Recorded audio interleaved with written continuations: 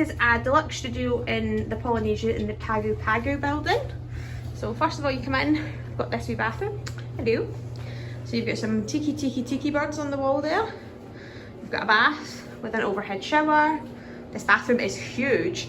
I think this might be an accessible room because it's massive. You've got the little mermaids on the wall. And then I'm assuming this is a wee wardrobe. This is a big wardrobe. And then you've got your wee kitchenette there. So you've got your microwave, your kitchen, your coffee machine, toaster, fridge. Then you've got your second shower room. So you've just got a shower there with a wee vanity. It's absolutely beautiful. And then you've got your actual bedroom. So you've got your king size bed here. It's lovely. And you've got your wee pictures on the wall. Then this is your Murphy bed. So you've got a couch. Then your Murphy bed will pull down there. But look at Stitch. So cute.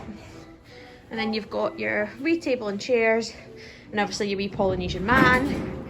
Then you've got Aria's bed. We'll pull down and see what it is. Who have you got? Who have you got?